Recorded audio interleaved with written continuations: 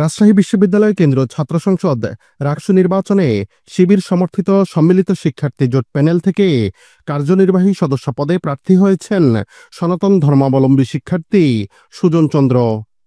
গত ৭ সেপ্টেম্বর বিকেল ৫:৩০টায় মনোনয়নপত্র জমা দেওয়ার পর ছাত্র শিবির সমর্থিত ২৩ সদস্যের প্যানেলে তার নাম ঘোষণা করা হয়।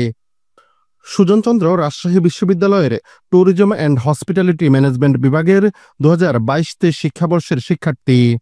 তার বাড়ি দিনাজপুর জেলার ঘোড়াঘাট উপজেলায়। সনাতন ধর্মাবলম্বী হয়ে শিবির সমর্থিত জোট থেকে প্রার্থী হওয়া সম্পর্কে জানতে চাইলে সুজন বলেন, শিবিরের প্যানেলে আসার অন্যতম প্রধান কারণ হল তাদের আদর্শ ও নীতিবোধ, যা আমাকে সবসময় আকর্ষণ করে। ছাত্র শিবির সবসময় মানবিক মূল্যবোধে বিশ্বাসী এবং শিক্ষার্থীদের সঙ্গে নিয়ে শিক্ষাবান্ধব কার্যক্রমের মাধ্যমে ক্যাম্পাসকে এগিয়ে নেওয়ার লক্ষ্য নিয়ে কাজ করে। দেশ ও জাতির কল্যাণে তাদের দায়বদ্ধতা আমাকে মুগ্ধ করেছে। তাই তাদের প্রস্তাবে সাড়া দিয়ে আমি সম্মিলিত শিক্ষার্থী জোটের প্যানেল থেকে নির্বাচনে অংশ নিচ্ছি। বড় কথা হলো, এখানে শুধু শিবির নয়, সকলের সমন্বয়ে একটি দারুণ জোট গঠিত হয়েছে। তিনি আরও বলেন, আমাদের প্যানেলে রয়েছে যোগ্য ও মেধাবী প্রার্থীরা, যাদের মধ্যে রয়েছে সততা, নেতৃত্ব গুণ ও শিক্ষার্থীদের সমস্যা সমাধানের বাস্তব দৃষ্টিভঙ্গি। তারা ভদ্র ও মার্জিত আচরণের অধিকারী। সব মিলিয়ে আমি বিশ্বাস করি, এই প্যানেলের মাধ্যমেই ক্যাম্পাসে ইতিবাচক পরিবর্তন আসবে এবং শিক্ষার্থীরাও আমাদের পাশে দাঁড়াবে।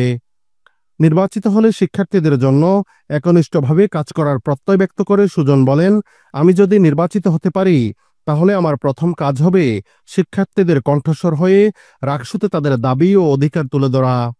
এই অধিকার আদায়ের প্ল্যাটফর্মে আমি শিক্ষার্থীদের স্বার্থেই কথা বলবো। ক্যাম্পাসে একটি শিক্ষাবান্ধব পরিবেশ তৈরি এবং শিক্ষার্থীদের মতের প্রতিফলন ঘটানোই হবে আমার অন্যতম প্রধান লক্ষ্য। গত ৭ সেপ্টেম্বর বিকেল ৫টায় রাকসুর কোষাধ্যক্ষ কার্যালয়ের সামনে রাকসু নির্বাচনের জন্য ২৩ সদস্যের প্যানেল ঘোষণা করে ইসলামী ছাত্র শিবির। প্যানেলের নাম দেওয়া হয় সম্মিলিত শিক্ষার্থী জোট। এই প্যানেলে রয়েছেন ৩ জন নারী প্রার্থী, একজন সনাতন ধর্মাবলম্বী, জিএস পদে একজন সাবেক সমন্বয়ক, একজন সাংবাদিক সহ আরও কয়েকজন শিক্ষার্থী। এদিকে রাকসুতে ছাত্র শিবির সমর্থিত প্যানেল ঘোষণার পর থেকেই আলোচনার কেন্দ্রবিন্দুতে রয়েছে ছাত্র শিবিরের এই প্যানেল। প্যানেলে নারী প্রার্থী রয়েছেন ৩ জন। নির্ধারিত ২ নারী পদ ছাড়াও সমাজসেবা সম্পাদক পদে লড়বেন একজন নারী। নির্বাহী সদস্য পদে সনাতন ধর্মাবলম্বী একজনকে রেখেছে শিবির।